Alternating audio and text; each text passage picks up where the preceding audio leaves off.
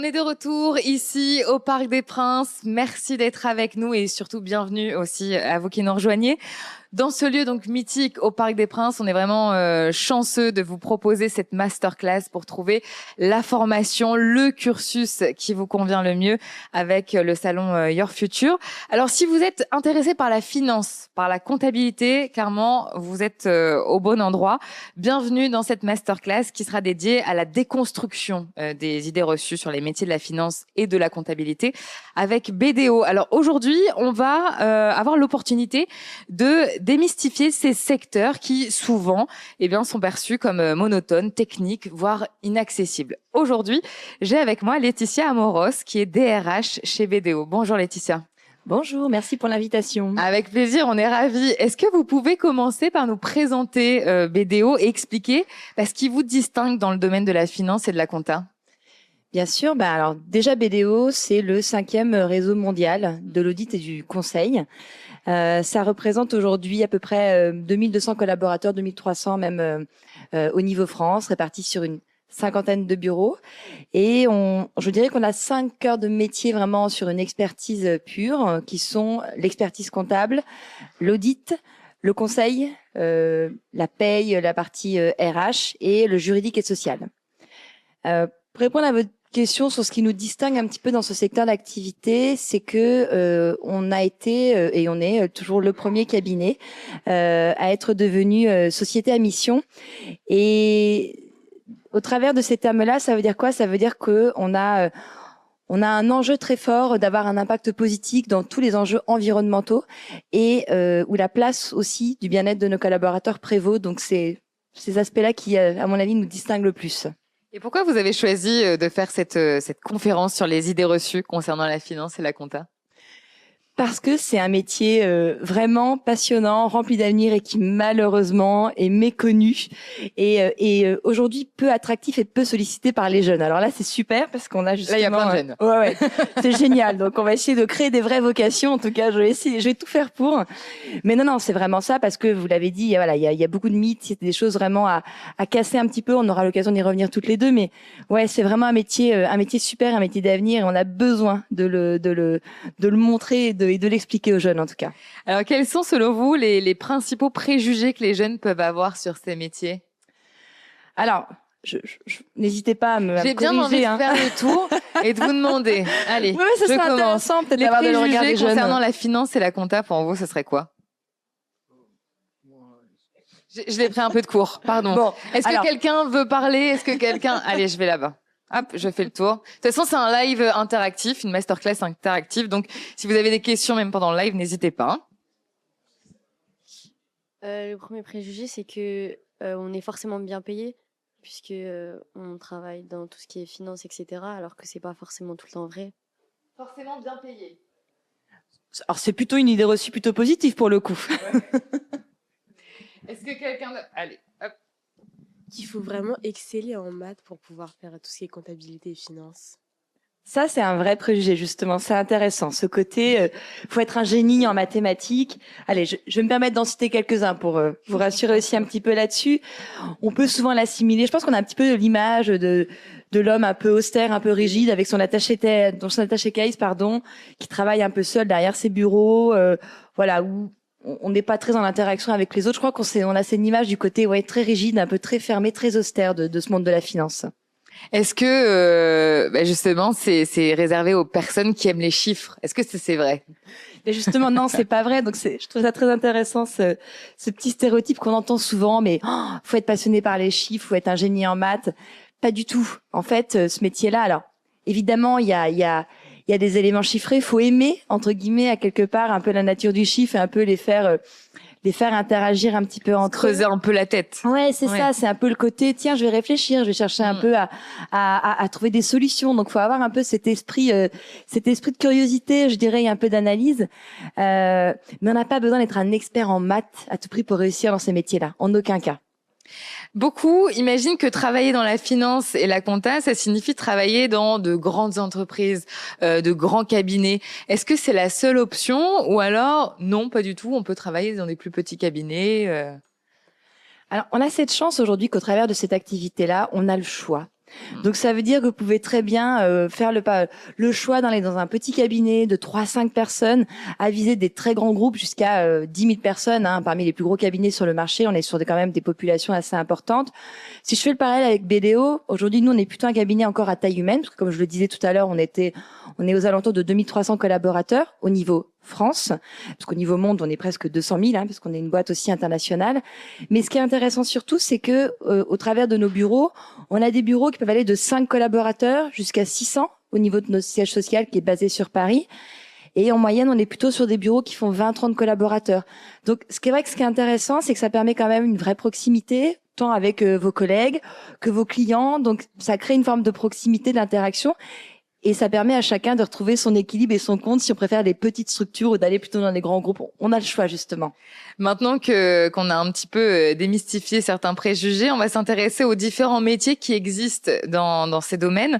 Quels sont les différents métiers auxquels un jeune peut aspirer dans le secteur de la finance et de la comptabilité? Alors, il y en a beaucoup.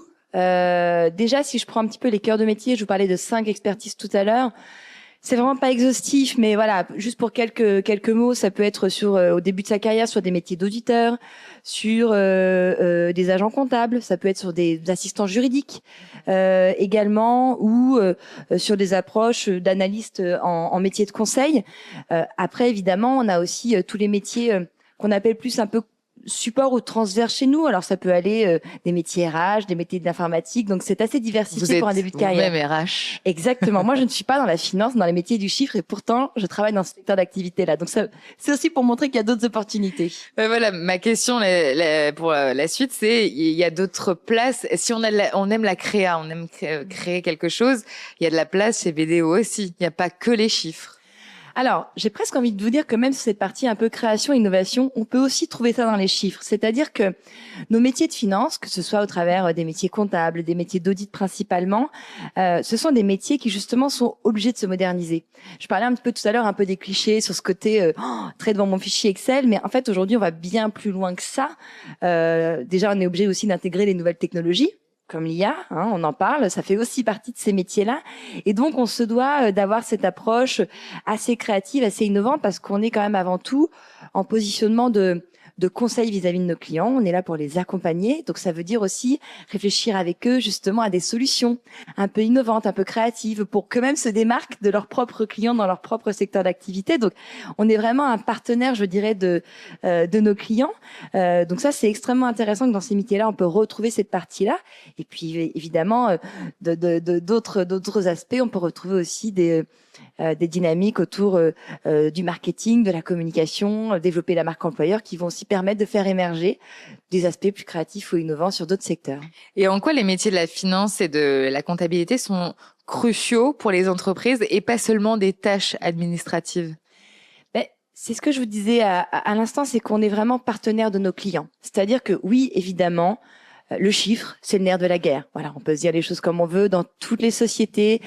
C'est important de savoir comment fonctionne sa société, si elle est en bonne santé financière, c'est souvent l'expression que l'on emploie, si on peut payer des collaborateurs, en embaucher de nouveaux, faire grossir notre société. Donc, cet indicateur-là, c'est super important. Maintenant, cette notion de partenariat, elle peut se traduire au travers de nos métiers. Alors, c'est quelques exemples, mais par exemple, si je prends un métier comptable, le métier comptable, son rôle, c'est vraiment d'être aux côtés du chef d'entreprise. Donc, il va être là pour travailler avec lui sur ses bilans, travailler avec lui sur s'assurer qu'il est en bonne situation financière ou trouver des solutions pour que justement, il mette en place les bons dispositifs pour prendre les bonnes décisions dans l'avenir. Un métier d'auditeur, par exemple, va aller travailler avec lui plus sur des analyses de risques, par exemple, sur des risques internes, pour trouver des plans de médiation, pour éviter parfois peut-être des pénalités, parce qu'on est quand même très réglementé, très soumis à ce que l'État parfois peut nous demander. Ou un autre exemple, un consultant, par exemple, qui a un autre métier chez nous, et toujours au cœur de la société, lui va peut-être plus travailler sur des projets peut-être de transformation, par le biais de nouveaux outils, de nouveaux logiciels, de travailler sur une nouvelle organisation du travail, par exemple, de ses collaborateurs. Donc, à chaque étape et à chaque moment, on peut intervenir pour du conseil, pour de l'accompagnement, autre que juste prendre un bilan comptable et regarder des chiffres sur une ligne pour se dire c'est plus ou c'est moins. Donc, ça va vraiment bien au-delà de ça. On imagine que c'est que ça quand on n'est pas dedans. Quels sont les avantages d'une carrière dans la comptabilité et la finance aujourd'hui? On va parler des opportunités, des évolutions de carrière dans ce domaine. Qu'est-ce que vous nous donneriez comme avantage? En fait, le gros avantage qu'il y a dans ces métiers-là, et c'est peut-être méconnu, et je ne sais pas si ici, par exemple, c'est quelque chose que les jeunes ont à l'esprit, c'est que c'est des vrais métiers d'avenir. C'est-à-dire qu'aujourd'hui, on est en pleine croissance. C'est vraiment des métiers, en fait, qui sont extrêmement recherchés. Où malheureusement, on est en recherche de jeunes comme vous, parce que c'est d'une part des vrais métiers d'avenir dans des secteurs où, en fin de compte, on ne connaît pas la crise, parce que c'est important quand même. Aujourd'hui, on parle malheureusement parfois de sociétés qui ferment, un peu de crise économique, on n'est pas totalement serein sur notre avenir. Et ben là, du travail, il y en a. Au contraire, on en recherche. Donc véritablement, il y a une vraie, je dirais, qualité et sécurité dans l'emploi au travers de ces métiers-là. L'IA, elle vous impacte pas? L'intelligence artificielle? En fait, non, parce que c'est marrant parce que dans les clichés, alors je l'ai pas cité, mais c'est peut-être aussi un des clichés qui pourrait peut-être retranscrire au niveau des jeunes. On peut s'imaginer que ces métiers de finance demain vont être totalement remplacés justement par ces nouvelles technologies, oui, et qu'en fin de compte, on n'aura plus besoin de l'homme. Mais en fait, pas du tout, parce que comme je l'évoquais tout à l'heure, on ne peut pas s'arrêter qu'à des simples chiffres. Il y a toute cette interaction et tout ce travail d'analyse, de conseil. C'est-à-dire, faut faire lire les chiffres. L'IA, elle va nous aider pour transformer des tâches parfois très chronophages, très administratives. Donc, ça va nous faire gagner un temps fou pour que justement, on ait plus de temps pour mieux travailler dans ces approches de conseils, de réflexion, mettre en place des choses plus innovantes comme on l'évoquait tout à l'heure. Donc, c'est vraiment un complément et un aide au quotidien et en aucun cas une inquiétude de demain que les métiers se perdent. On a toujours besoin de l'humain dans tous les cas pour vérifier, toujours, etc. derrière. Quelles sont les compétences les plus recherchées dans ces métiers, en dehors des compétences techniques? Je pense que, alors je l'ai sous-entendu au travers de mes mots, évidemment, ce côté avoir un esprit d'analyse, aimer ce côté, être un peu curieux des choses, réfléchir à ça, être adaptable. Je pense que c'est des choses qui sont extrêmement importantes. Pourquoi je parle d'adaptabilité? Parce que c'est vrai qu'aujourd'hui, on est dans des dans des contextes en fait où tout va très vite, hein. On le voit, faut être agile parce que nos outils changent du jour au lendemain, tout va extrêmement vite. On doit parfois aussi un peu adapter nos propres modes de travail. Donc c'est vrai que voilà, faut avoir cette agilité là. Et puis je dirais aimer le relationnel. Voilà, aimer ce côté-là parce qu'on est beaucoup en contact, que ce soit au travers de ses collègues, soit au travers des clients. Voilà, faut aimer, c'est des métiers de contact. Donc voilà, faut apprécier aussi ces qualités-là. Les chiffres, non? Bien sûr que si, les chiffres, c'est important. Mais vous l'avez dit vous-même, en fait, ce n'est pas que ça. Voilà. Donc forcément, les compétences techniques, c'est important. Faut aimer quand même les chiffres parce que il y en a. Sinon, il faut faire d'autres métiers. Mais heureusement qu'il n'y a pas que ça. Quel type de formation ou de parcours sont nécessaires pour devenir auditeur ou comptable? Alors, évidemment, aujourd'hui, on a des approches sur des formations qui sont plutôt techniques parce que comme tout métier, on doit quand même avoir certaines bases techniques. Sur des parcours au niveau des écoles, ça peut être par des DUT, des IAE, mais aussi au sein de certaines universités ou de certaines écoles de commerce. Mais aussi, on travaille beaucoup avec les CFA parce que vraiment, les alternants, pour que vous ayez un petit exemple, aujourd'hui, c'est 30% de notre population. C'est-à-dire que nous, c'est vraiment une population qui nous attire énormément. On veut accompagner les jeunes, on veut justement les former à ces métiers-là. Donc, on va aller chercher beaucoup d'alternants, beaucoup de stagiaires. Donc, voilà, si des personnes sont intéressées, sachez que voilà, c'est vraiment chez nous une vraie niche et un vrai besoin dans nos embauches. On embauche beaucoup en CDI, mais c'est quand même, comme je vous l'ai dit, 20 à 30% de notre population. Donc, on est quand même sur plusieurs centaines d'alternants et de stagiaires qu'on recherche chaque année. Donc, n'hésitez pas. Vous êtes basé à Paris, hein? Alors, on a 50 bureaux en France. Donc, en fait, on est partout en France. Il y a peut-être pas que des Parisiens ici ou des personnes qui nous regardent à l'heure actuelle. Donc, on a vraiment des opportunités un peu partout sur le territoire français pour permettre justement à des jeunes de pouvoir nous rejoindre, quels que soient les bureaux. Alors, que diriez-vous à un jeune qui hésite à s'orienter vers la comptabilité, la finance, à cause des idées reçues sur le métier? Comme je l'évoquais tout à l'heure, véritablement, c'est vraiment un métier d'avenir. Je pense qu'aujourd'hui, dans le contexte dans lequel on est, il y a, je pense, des éléments forts et des marqueurs forts, en tout cas, qu'un jeune, dans son début de carrière, a envie d'être, de savoir et de rassurer là-dessus. La jeune femme, tout à l'heure, l'a souligné, on parlait des niveaux de rémunération. Eh bien oui, dans ce secteur-là, on est sur des niveaux de rémunération qui sont très bien payés. Donc je pense que c'est aussi rassurant de se dire, tiens, j'ai dans un métier où aujourd'hui c'est un métier qui connaît pas la crise, j'ai une sécurité de mon travail et de mon emploi parce que véritablement aujourd'hui on est en pénurie de monde, on va être très clair, on refuse aujourd'hui des missions par manque de personnel. Donc c'est vraiment dommage parce que aujourd'hui on a C'est des rare vraies opportunités. aujourd'hui, Mais oui. c'est pour ça que je le souligne parce que clairement, on a cette chance de ne pas rencontrer cette crise économique que beaucoup de secteurs d'activité connaissent. Nous, au contraire, on est en restriction de développement par manque de personnel parce que la matière première dans ces métiers-là, ben c'est l'homme avec un grand H, évidemment, hein, les hommes et les femmes qui les composent. Donc voilà, c'est ce côté, c'est un métier en plein essor.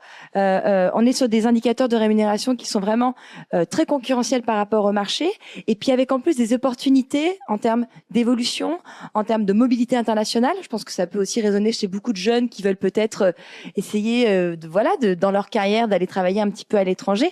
Nous, on a un réseau mondial, donc c'est vrai que là-dessus, des opportunités, il y en a énormément. Même aller bosser à l'international. Exactement. Vous avez envie de partir de France, vous avez envie de partir à l'autre bout du monde. Avec BDO, c'est carrément possible, finalement. Ouais. Donc c'est pour ça que je pense que voilà, faisons un peu fi de ces clichés-là. Et c'est un vrai métier, hyper passionnant avec plein d'opportunités. Est-ce que vous avez des questions sur la comptabilité, la finance? Je sais que beaucoup souhaitent se diriger dans ce domaine. Profitez-en. C'est une masterclass interactive. Donc, levez la main si vous avez des questions et je pèse vos voix. J'arrive. Ça t'intéresse vachement. J'aime bien ça.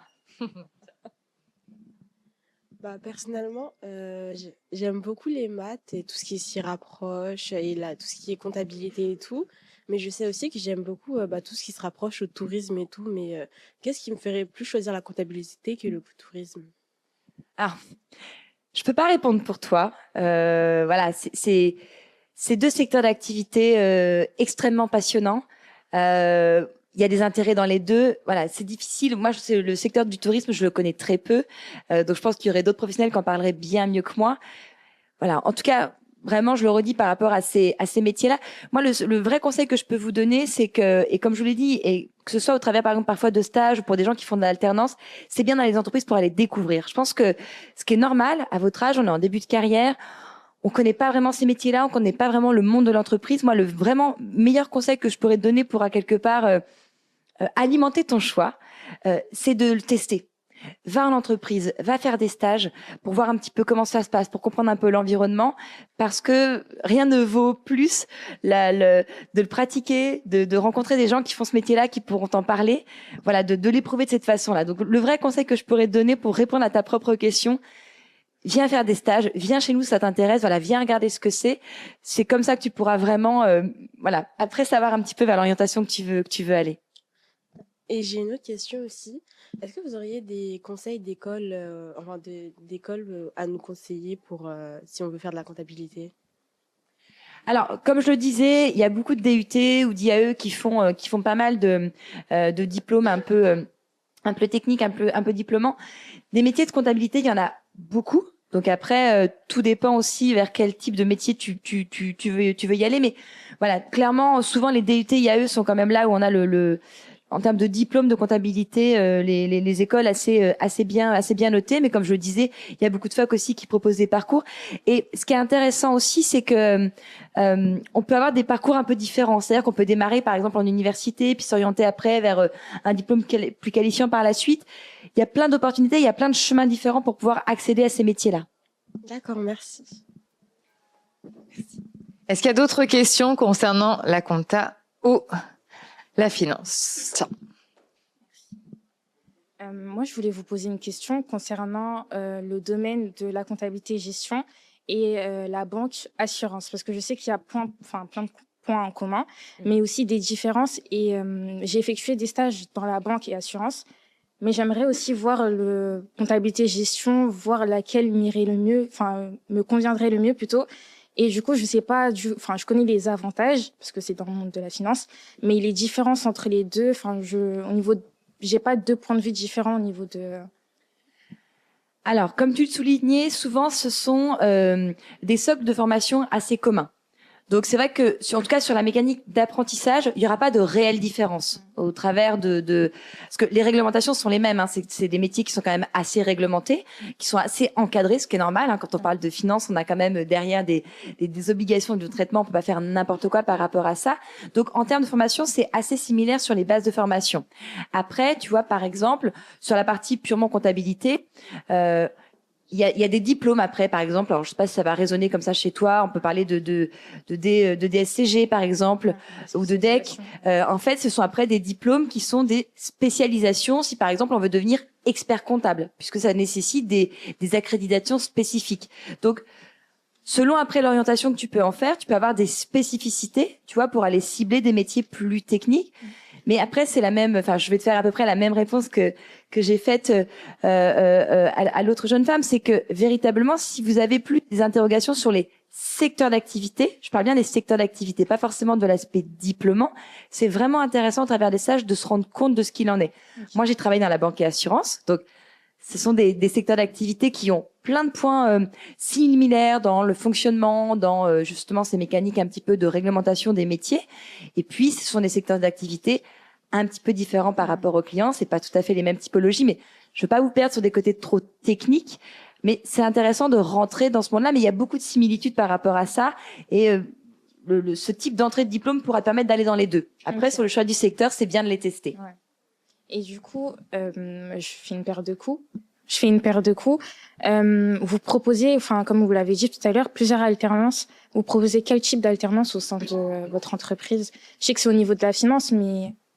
C'est ce que j'évoquais tout à l'heure. Nous, dans nos métiers vraiment d'expertise, on a vraiment tout ce qui est collaborateur comptable. Donc, c'est large la notion de comptabilité. Donc, c'est dans tous les métiers de comptabilité jusqu'à expert comptable chez nous, jusqu'à même commissaire aux comptes. Hein. Donc vraiment, on a comment dire un spectre assez large de tous ces métiers de comptabilité, avec, comme je te le disais, des gens qui ont voulu aller encore plus loin que la simple comptabilité et avoir des accréditations pour être commissaire aux comptes ou expert comptable pour pouvoir intervenir dans les sociétés.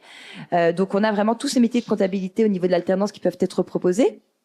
On peut avoir aussi, c'est ce que j'évoquais tout à l'heure, plutôt des métiers qui sont plutôt orientés audit, donc c'est la même base aussi, finance, c'est les mêmes bases de formation, mais où l'approche du métier au niveau du client sera pas tout à fait la même. C'est ça que j'essayais de l'illustrer un petit peu tout à l'heure, un peu le rôle très vulgarisé, hein, évidemment, entre un comptable ou un auditeur chez nous.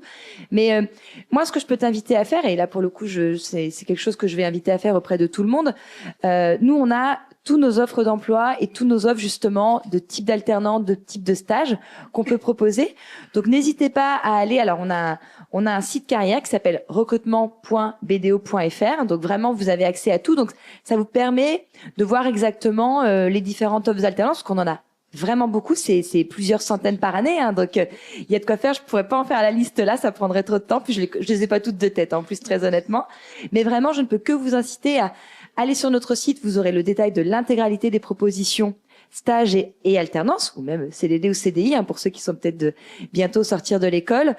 Vous avez aussi un site, vous avez notre espace aussi sur un site global de la société, sur Welcome to the Jungle. Je sais pas si vous connaissez de nom, mais voilà, c'est un réseau social au niveau du métier qui est plutôt pas mal. Et puis ça vous intéresse aussi pour peut-être ceux qui seraient un peu curieux qui connaissent pas forcément bien ces métiers-là et qui serait intéressant de découvrir ces métiers par les gens qui les pratiquent. On anime un podcast, donc c'est disponible sur toutes les plateformes d'écoute. Ça s'appelle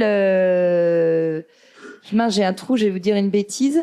MyBDOPref, et ça vous permet, c'est vraiment des gens qui font ces métiers-là, qui parlent de leur métier. Donc c'est extrêmement intéressant parce que voilà, ça vous permet de mieux appréhender ces métiers-là dont on n'a pas forcément bien connaissance. Ça paraît souvent un petit peu obscur quand on en parle.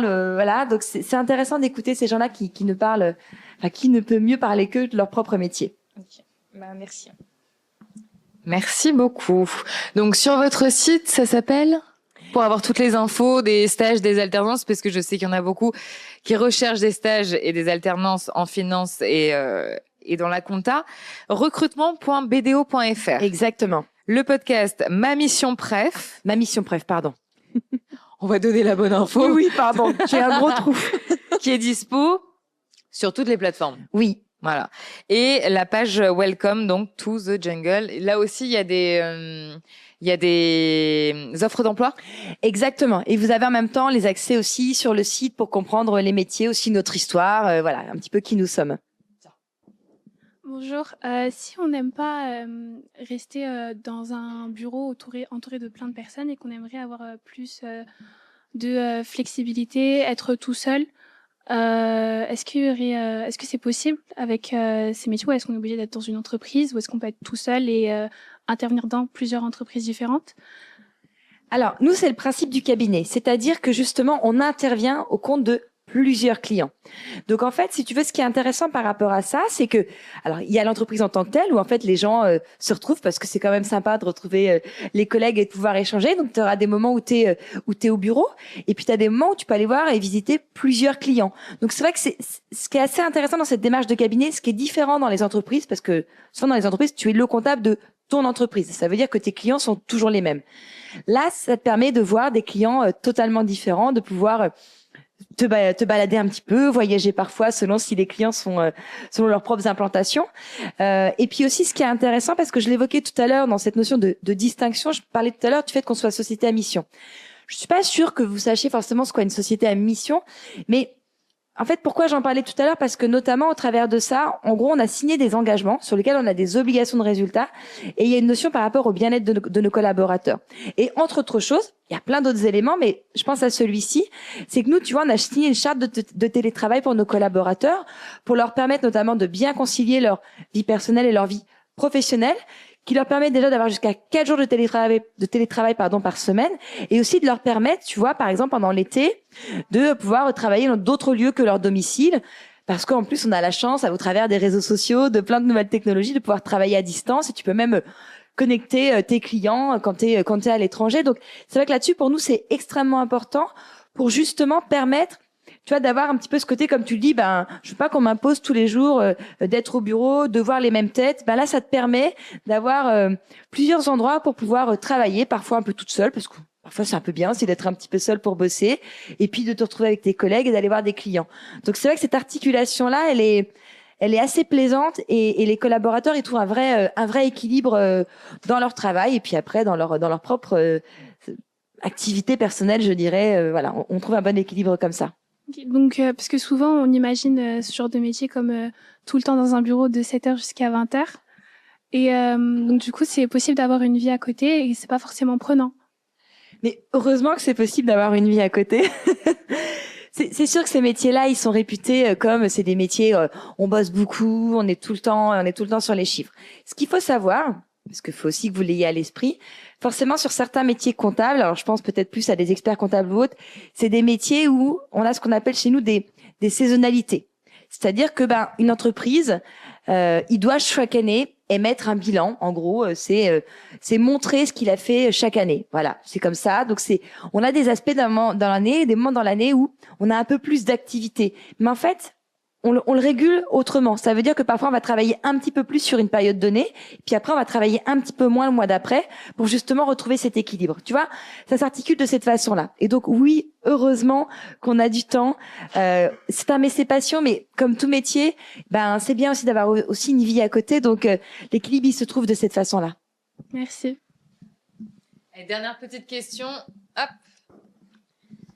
C'est une question par rapport au fait en fait, pour vous, qu'est-ce que serait le meilleur atout pour aller dans votre société et pas celle d'une autre, et pas une autre? Alors, j'ai pas entendu toute la question, pardon. Pourquoi vous et pas une autre société? Pourquoi BDO et pas choisir quelqu'un d'autre? Bon, alors déjà, parce que les gens, ils sont super sympas. Ça va vendre. Ah, mais ça, c'est sûr. Non, mais vraiment parce que, enfin, c'est ce que je disais tout à l'heure. Nous, en tout cas, on veut conserver déjà cette notion de cabinet à taille humaine parce que justement un petit peu ce côté le côté un peu métro boulot dodo, on n'est qu'un chiffre, il y a pas d'interaction, c'est pas nous dans notre état d'esprit et c'est pas dans les valeurs qu'on veut défendre. Donc déjà on aime conserver ce côté que c'est des petites équipes pour créer justement ce lien social, cette interaction. Et puis comme je le disais tout à l'heure, parce que ça nous tient vraiment à cœur, On a envie de défendre des vraies valeurs comme voilà le respect de l'environnement. Voilà, on est clairement engagé par rapport à ça. Pour nous, cette notion de sens, de culture d'entreprise, c'est important. Donc ouais, on est engagé par rapport à ça. Tout ce qu'on fait, on va le faire au travers de respecter l'environnement, au travers de nos choix décisionnels, même sur les conseils qu'on offre à notre entreprise. Donc c'est quelque chose qui est très marqué chez nous. Ce qu'on évoquait tout à l'heure, cet équilibre personnel, parce que c'est des métiers, oui, parfois, on peut être amené à travailler tard, mais derrière, faut se donner du temps, faut donner justement un équilibre aux collaborateurs pour qu'ils se sentent bien. Donc ça, c'est vraiment quelque chose qu'on a voulu mettre en place. Et puis voilà, il y a plein d'autres avantages sociaux au quotidien. Donc c'est une structure où il fait bon vivre et où ça fait du bien. Donc puis ça fait du bien de changer un petit peu de ce côté. Il y a que des mots, mais quand on arrive, c'est bien beau parce qu'on a tous un truc un peu marketing, parce que c'est hyper tendance en ce moment de dire ouais, mais nous l'environnement, c'est notre dada. Voilà, nous ce qui nous intéresse, c'est qu'en plus on a une obligation de résultat, donc c'est en plus de dire c'est pas que des mots, c'est des vraies valeurs qu'on porte et sur lesquelles on a besoin que nos collaborateurs se sentent bien dedans et les partagent avec nous. D'accord, merci. Je vois que la compta et la finance, ça vous a plu. Tant mieux. Donc, je répète le site, c'est recrutement.bdo.fr pour ceux qui cherchent un stage, une alternance ou même un emploi. Tout à fait. Le podcast Ma Mission Pref, dispo sur toutes les plateformes et Welcome to the Jungle. En tout cas, merci d'avoir fait de ce live une masterclass interactive.